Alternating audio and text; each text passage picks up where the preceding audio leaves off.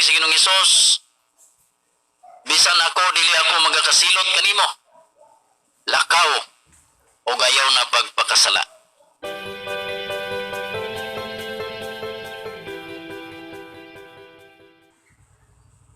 May gala ang istorya ni ining Panapaw.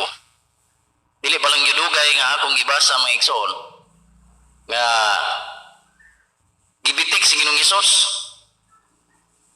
o gidadaan siya babae nga nasakpan gyud nga nanapaw may gala. Ug matod pa nga sa balaod ni Moises sa aning mga panahon na gining klase sa mga panapaw pagabatuon ni nila hangtod nga kini siya mamatay. O kung sa itubag ni Ginoong Hesus ani mga igsoon, kinsay walay sala mao'y unaha pagbato anang babayhana. Sa pagkadungog aning mga tawhana aning panahon na nagiyahay silag panguli ng lakaw o nahibilin ang babae o si Ginoong Hesus aning istorya mga igsoon sa Juan.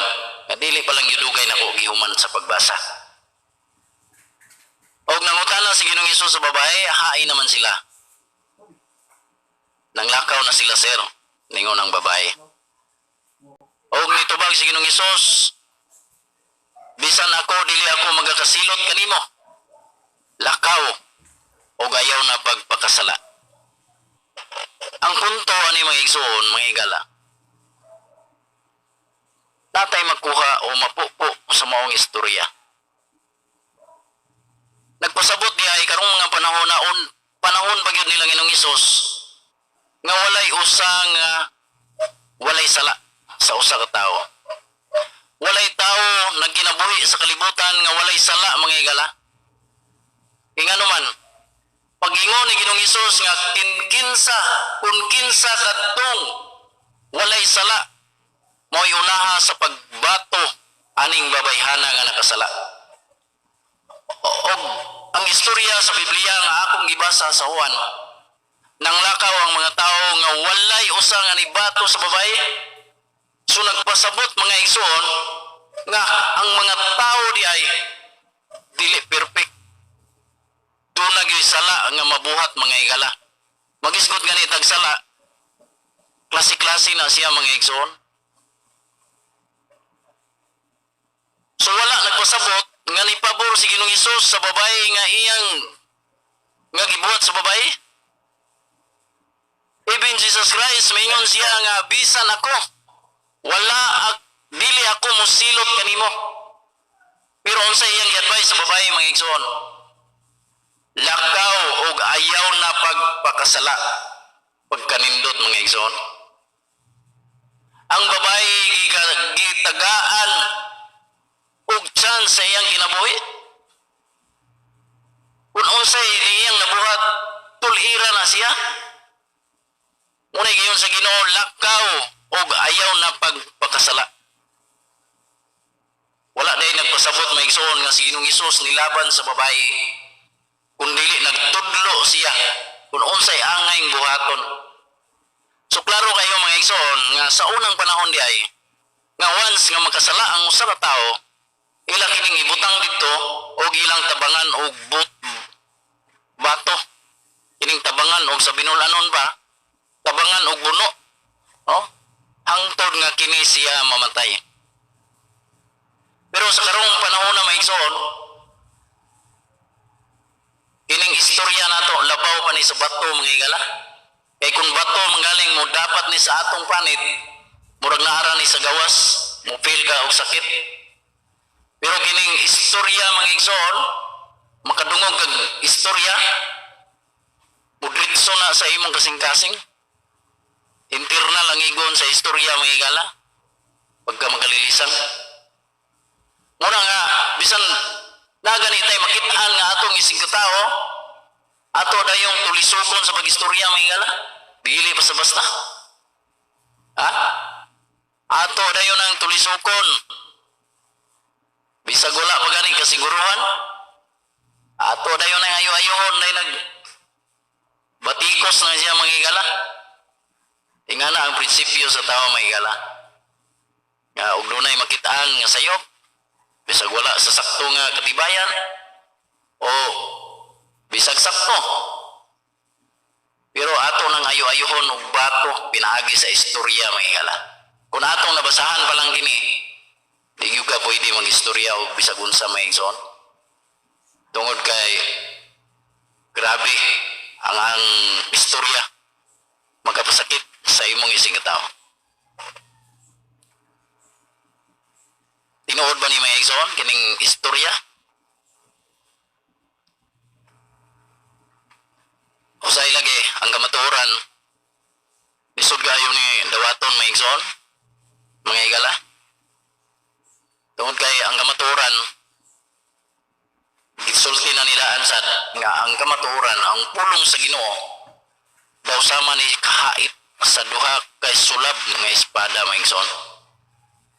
Bisan sa imong kinatungan o kinauyukan sa imong kasing-kasing adto gyud nimo igo.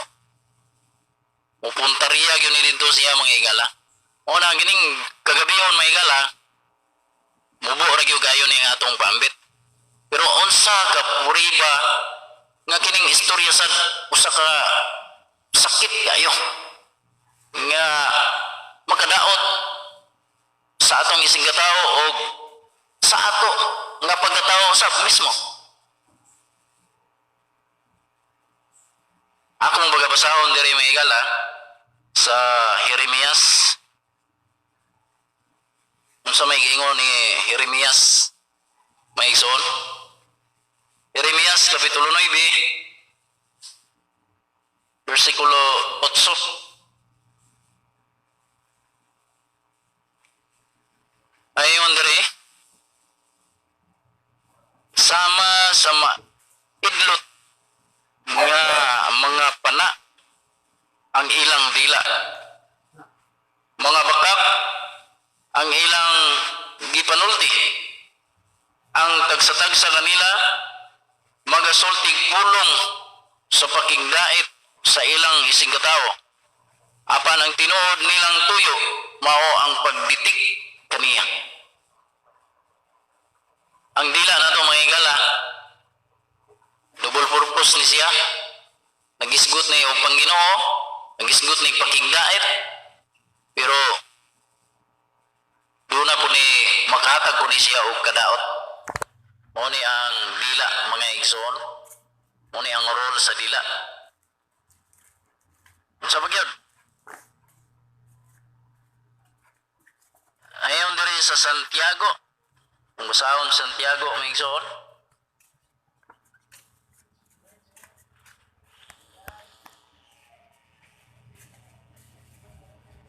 Mao ni ang bersikulo nga second to the last. Mundang na tara karon dayon.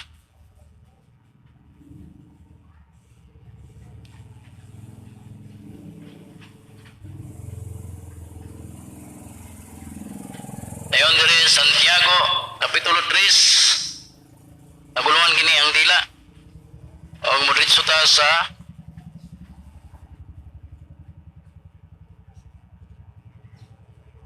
daw ni 5. Aritas 4. O tanawa usab ang mga barko. Bisan pa sa kadagko niini sa gihuyop sa kusog nga hangin. Gigiyahan lamang sa gamayng timon og moadto bisan asa papuntaha sa kapitan. 5. Ingon usab niini ang dila bisan sa kagamay niini makapangandak og dagkong mga butang. Una-una unsa kadako ang lasang ang masunog sa gamayng kalayo. Ingana ni siya maigsoon ang kining dila. O atong padayonon sa pagbasa.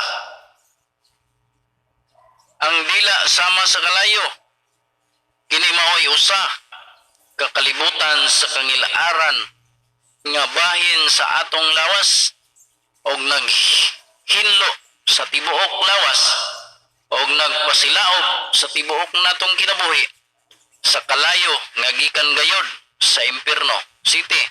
Makahimo ang tao ug nahimo gayud sa tao ang pag-anad sa tanang matang sa ihalas sa mga mananap, mga langgam ug mga isda.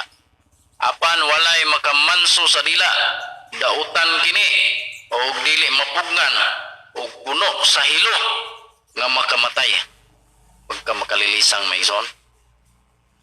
Mao ni ang role sa dila. Ang dila mga igsoon pinakakuyaw. No?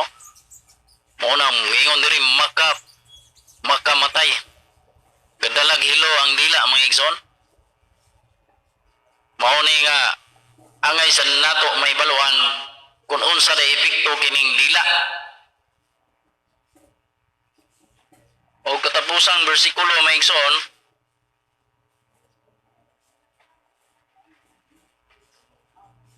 mayon dire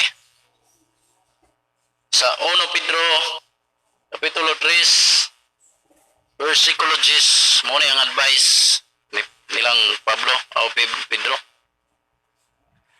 Kay ang kasulatan nagingon ang buot mo pahimulos sa kinabuhi ug nangandoy og mga adlawng malipayon, kinahanglan dili na magsultig dautan ug dili na mamakak.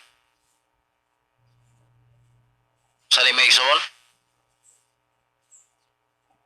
kay ang kasulatan nagingon ang buot mopahimulos sa kinabuhi nangandoy ug sa adlaw mo malipayon, kinahanglan dili na magsultig dautan. O meaning na migson dili na ta magsulti og dili maayo. Kung nangandoy ta sa kinabuhi nga atong gi apas sa ulayng mga adlaw, dili na ta magsigig pangandoy aning magsulti og mga dautan. Mao ni ang tatapusang bersikulo nga atong gibasa niining taknaa mga igala. O manginaot ko nga unta doon na tayo nakuha o nakatunan aning gabi una mga igsoon. So muna mga igala nga nagsulti ang Ginoo, nag-advise ni siya nga kung doon na tayo mga tinaguan din sa atong kinabuhi, ang gingon ng Ginoong Hesus mga igsoon, lakaw ug ayaw na pagpakasala. Buhi ka ng mga sala mga igsoon. Kay mao ka na makapabugat na to sa atong ginabuhi. Buhian na to na. Dili ito magpabilin nga magsigig buhat og dautan. Ato nang buhian mga igsoon, paningkamutan na to. Una nga ninintak na ha. Manginauta nga doon na tayo magkuha o mapupo o dalaygo ng Ginoo. Daghang salamat sa tanan.